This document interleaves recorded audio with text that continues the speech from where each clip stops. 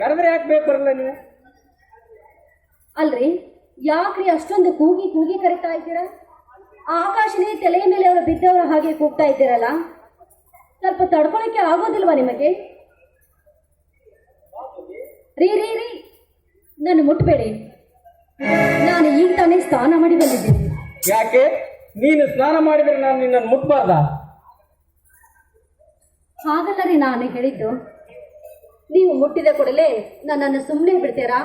ನಿಮ್ಮ ಆಸೆ ಪೂರೈಸ್ಕೊಂಡೇ ನೀವು ನನ್ನನ್ನು ಬಿಡೋದು. ಈಗ ನಾನು ಮತ್ತೆ ಸ್ನಾನ ಮಾಡಬೇಕಾಗುತ್ತೆ. ಅಂದರೆ ನೀನು ನನಗೋಸ್ಕರ ಮತ್ತೊಮ್ಮೆ ಸ್ನಾನ ಮಾಡೋದಿಲ್ಲವೇ?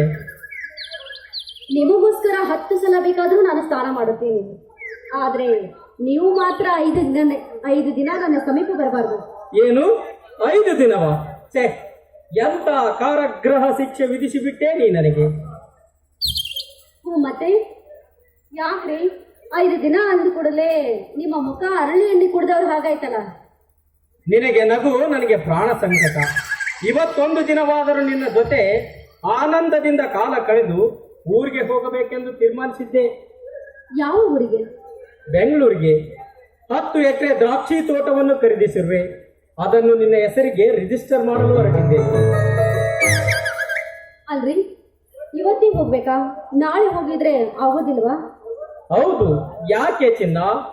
ಬೆಳ್ಳಿಯ ತಟ್ಟೆಯಂತೆ ಲಕಲಕನೆ ಹೊಳೆಯುವ ಈ ನಿನ್ನ ಮುತ್ತು ಮುಖ ನಾನಿಂದು ಬೆಂಗಳೂರಿಗೆ ಹೋಗುವೆ ಎಂದ ಕೂಡಲೇ ಗ್ರಹಣ ಬಡಿದ ಚಂದಿರನ ಮುಖ ಕಾಣ್ತಾ ಇದ್ದಲ್ಲ?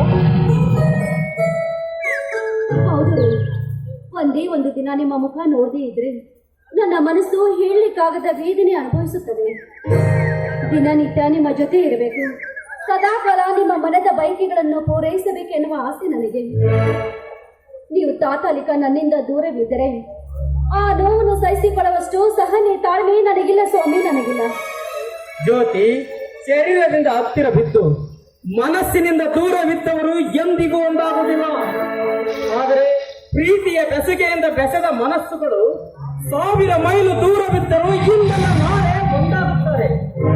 ಅದರಂತೆ ನಾ ಕೆಲ ದಿನಗಳ ಕಾಲ ನಿನ್ನಿಂದ ದೂರವಿದ್ದರು ಸದಾ ನನ್ನ ಮನಸ್ಸು ನಿನಗಾಗಿ ಹಾತುರಿತ್ತದೆ. ಸತಿಪತಿಗಳ ಮಧ್ಯೆ ಆ ಸರ್ವೇಶ್ವರ ಎಂಥ ಸಂಕೋಲೆಯನ್ನು ತಂದೊಡ್ಡಿದ. ಈ ಸೇತುವೆಯ ಭದ್ರ ಬುನಾದಿಯೇ ಆ ಭಗವಂತನಿರುವಾಗ ಎಲ್ಲರನ್ನು ಪ್ರೀತಿಯಿಂದಲೇ ಕಾಣುವನು. ನೋಡಿ, ನೀವು ಊರಿಗೆ ಹೋಗ್ಬೇಕಾದ್ರೆ ಊರಿಗೆ ಹೋಗಿ ಮರಳಿ ಯಾವಾಗ ಬರ್ತೀರಾ? ಹೆಚ್ಚು ಕಡಿಮೆ 10 ದಿನಗಳಾಗ್ಬೋದು. ಬೇಗನೆ ಬಂದು ಬಿಡಿ ಸ್ವಾಮಿ. ಕೆಲಸ ಬೇಗನೆ ಮುಗಿದರೆ ಬೇಗನೆ ಬರುತ್ತೇನೆ. ಯಾಕೆ ಚಿನ್ನ? ನನ್ನನ್ನು ಇಷ್ಟೊಂದು ಹಚ್ಚಿಕೊಂಡಿರುವ ನೀನು ಒಂದು ವೇಳೆ ನನಗೇನಾದರೂ